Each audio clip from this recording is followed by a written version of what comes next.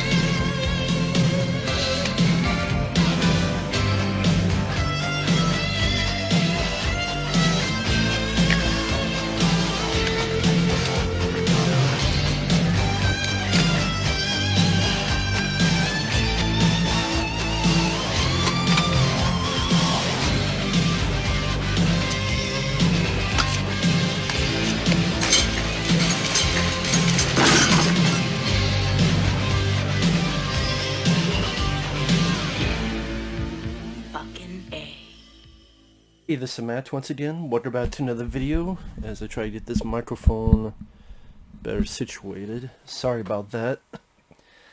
But this is another request. This is a paid request, this time from Guillermo. Thank you so much for that. If anyone wants to request pretty much any other type of videos or topics or reactions or whatnot, pretty much or random, pretty much anything, feel free to request either directly to my PayPal or join my Patreon. Both things are down below in the info box. Now, this is for a film I had never heard of called Come Back to Me from 2014. And this is one of those films where I'm kind of this way, where what I can say I like about the film is the concept, or more importantly, what we find out during the course of the film. It's a very interesting idea, and it's such an interesting idea, it makes me go, it's kind of worth a watch to see that idea play out. But at the same time, I can't really say I'm much of a fan of the film itself. The characters are pretty there, meh. The ending was not my cup of tea. At times the movie plays off almost like a Lifetime Channel movie, or I don't know, something about the production or the acting. It just, I'm not saying you need stars in this movie, but it would help. It's one of those things for me that if you change a couple stuff, maybe if you did have some stars in the film, some very more, the acting in this is okay, but you know, maybe people that would bring this so-so characters up a few levels because of their presence or because of their charisma or because of their commitment. And again, if you change certain stuff like the ending, okay, I say the concept. The story of the film is this couple has moved.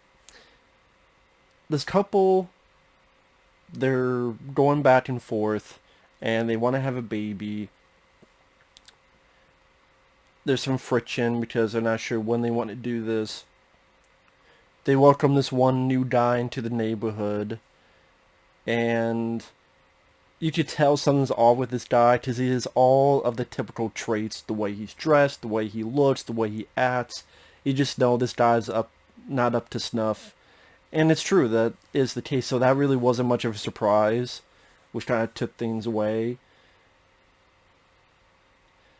I think it would have been more interesting if perhaps, I'm stuttering around this review because I don't know what to give away, because the twist could be very interesting for people, because the wife is experiencing these night terrors where she keeps forgetting stuff, and she wakes up and there's certain stuff that's there and she doesn't know how it got there. She had a scar, it's now disappeared, and she's wondering what the hell is going on. And when you find out, it's a very, I gotta go with spoilers, I'm sorry, it's a very intriguing idea. Fuck yeah, I'll go into spoilers. Sorry for all the stuttering, fucking around, meandering. Well, you come to find out midway through, because in order to figure out what's happening with these night terrors, is she sleepwalking, is some other stuff happening, she sets up a camera, and she finds out the neighbor, why do I sound like Brooklyn? The neighbor, sound Boston or something for a minute. He comes over, rapes her, murders her, and then brings her back to life. And when the resurrection happens, she wakes up, she doesn't remember what exactly had happened. And apparently this guy has done it before to various other people. And there's a flash at the very beginning, the first scene, this guy murders his wife and the kid, which I guess you get an idea of this from the very beginning, so maybe it's not too much of a surprise to people. Just the mom seems like she's dead, the kid goes around, then you see the mom's legs start moving, so that's probably your first big inclination that it's something to do with that. And that's just sort of an idea I haven't really seen done much. A person that will rape and kill people and then resurrect them and they don't remember, and then it keeps happening over and over again. It's not exactly the same plot, but I would say a movie that did kinda that was The Deaths of Ian Stone, which I enjoyed much more than this. And it's not exactly the same. That was also about a person that kept dying and then coming back. But that movie and that plot was even more interesting than this. Like, that was a more satisfying film compared to this. Just for the first half of the film, it's supposed to be this slow build-up. And again, it does hurt that the acting is okay, but it's nothing remarkable or memorable. It's okay. The person who plays the wife and the person who plays the boyfriend. The neighbor, again, the guy is the typical creepy vibe guy for good reason. I mean, when they first gave him cookies, he's like, "Did you make these?" "No." "Oh, you didn't make these?" And he just pissed off because they didn't make him homemade cookies. Like, right off the bat, you know, if you had made it where, okay, he seems creepy, but maybe it was the husband that was the kid, or I say husband, the boyfriend, if he was the kid from the beginning, and then surprise, surprise, he's the one doing this, because he seems very nice and kind and easygoing, and the other one is a big red flag, a big red herring, and then that guy, even though he's creepy and weird, he still becomes like a hero figure or a decent person. I think that would have made the story even more interesting and would have caught me off guard. I'm like, okay, cool movie. You're a bit smarter than I thought you were. And like I said, throughout the film, she keeps having these night terrors. So she'll find her husband dead, and then she's being dragged, and she wakes up. And then nothing happens, she wakes up. And when she breaks into her neighbor's place, finds these keys and pictures, and then wakes up. I guess so. Now that I'm explaining it out loud, there may be people who will figure that twist out earlier. It just, again, that's something that's not usually with this kind of movie. It'd be some kind of supernatural thing. Well, I guess it kind of is, but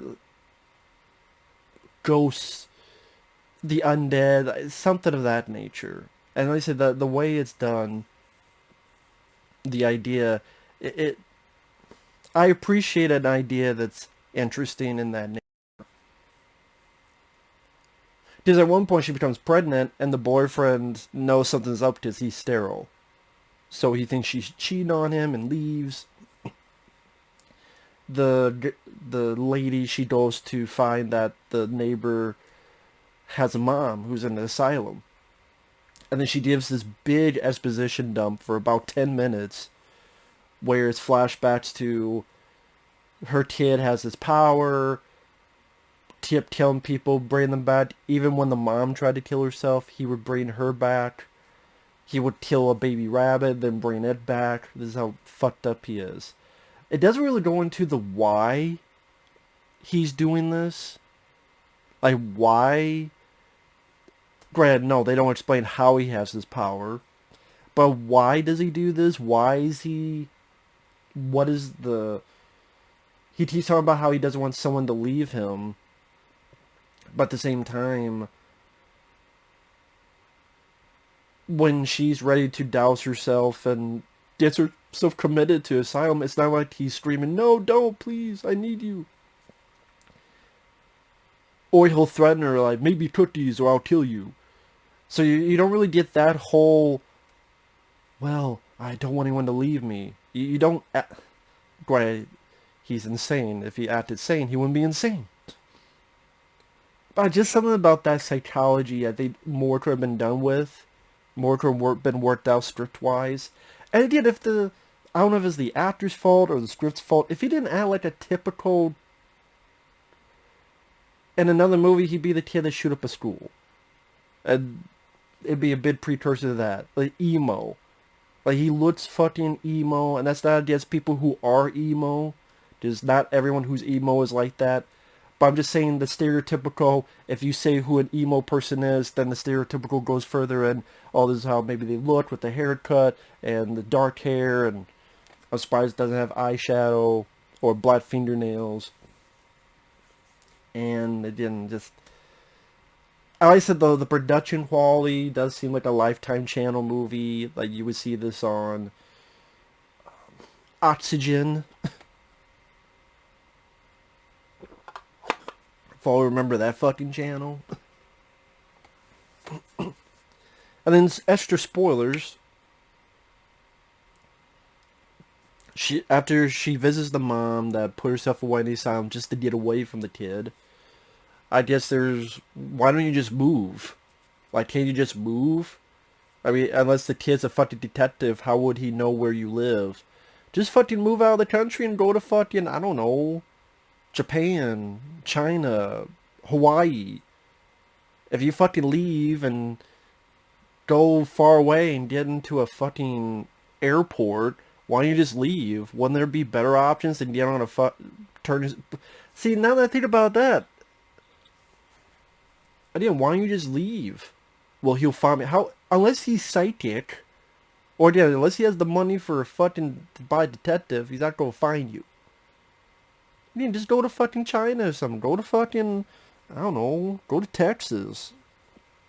Go wherever, man. You know, you could move away too. And then how the hell would he find you? It's... If everyone they established she did try to move and then he got her then, okay, then maybe I did get the last resort thing. But whatever.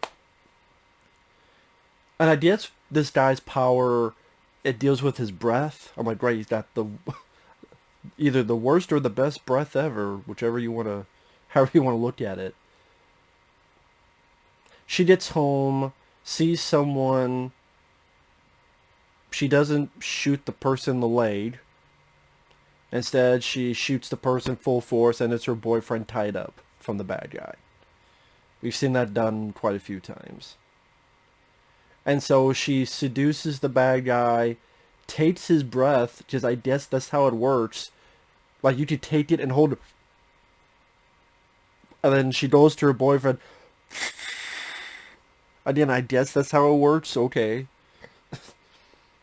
They fight the guy, they shoot the guy, and then the big twist, when he dies, all the people he's resurrected, they die because their wounds come back.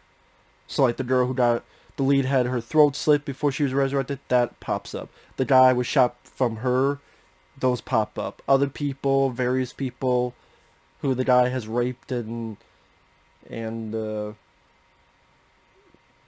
which makes you wonder if he... It has this wide shot, apparently a shitload of people, a shitload of neighbors. If he if his psychology is to find one person, why did he go through so many people? And why was he saying he chose? I mean, it seems like at the end there's a point where I want to be with you and I want to stay just with you. But it's because he goes to women who are blonde and young and pretty. I guess until he has his fill, and then whatever. So that's the twist, is that the people who are resurrected, they die as well. I just like the, what do you have, remember those Dracula movies where if you kill the head vampire, then the other people, well, they don't die, but they stop being vampires. So I guess it's, I guess, whatever. That's just how it works, I guess. So yeah, come back to me at the end of the day. I think it's an interesting film, interesting idea. I do wish it was put into a better movie. Like the movie itself didn't really do much for me. I have no reason to see it again. Like I said, the acting is meh. The characters are meh. The production quality is meh. And the ending is, I don't know how else to put it. It just, it's just the way it is. So maybe this is an idea that would work better in an episode of anthology show. Maybe. In fact, maybe just want to go rewatch The Deaths of Ian Stone, which I know is not the same idea, but the whole resurrection thing is. That's the movie I just much prefer. I much prefer the acting. I much prefer the production. I much prefer the way the story carried out. That's just me. But with that said, thanks for watching. Take care. We'll see you guys later. Bye-bye.